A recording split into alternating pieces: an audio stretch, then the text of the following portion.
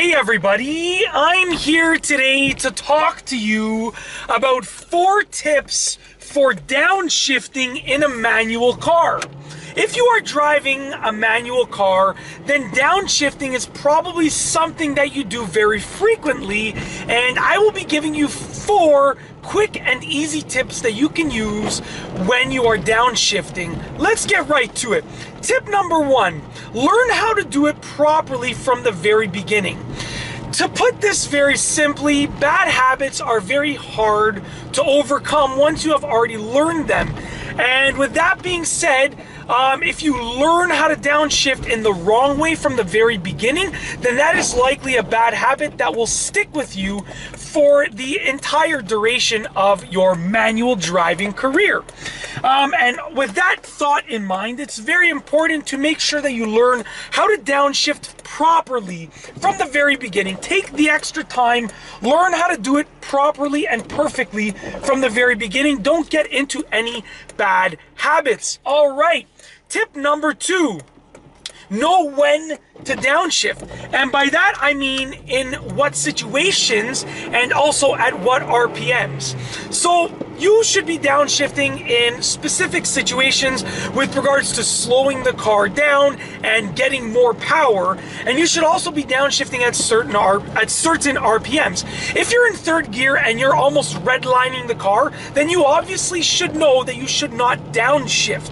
Okay? Now if you're in 3rd gear and you're slowing down and you're bringing the car down and you're at about 2,000 RPMs, then you can downshift into 2nd gear. So the second tip is to know when to downshift, and I mean that with regards to the situations in which you should be downshifting and the RPM levels in which you should be downshifting.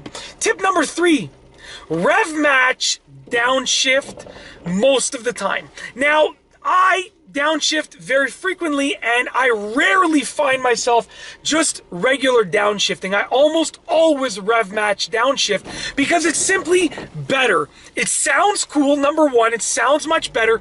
It's a lot easier on your transmission. It doesn't give you as much of a jolt when you downshift. You can release the clutch a lot faster when you rev match downshift as opposed to simply downshifting without blipping the throttle.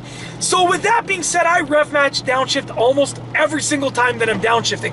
I almost never find myself just regularly downshifting without blipping the throttle, okay? And that's just for those reasons that I've already outlined. It sounds better, it's a little bit easier on the car's components, and it feels a lot smoother when you're actually going through the downshifting process. And last but not least, tip number 4. Don't worry about double clutching.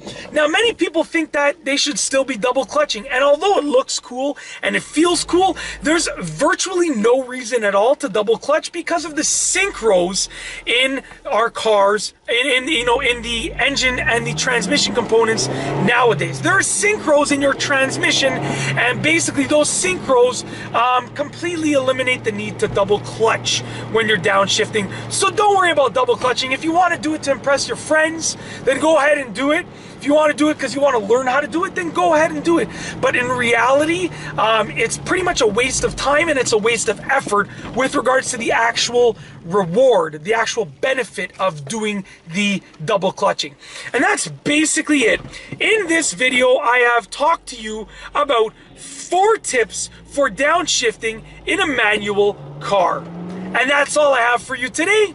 Thanks for watching.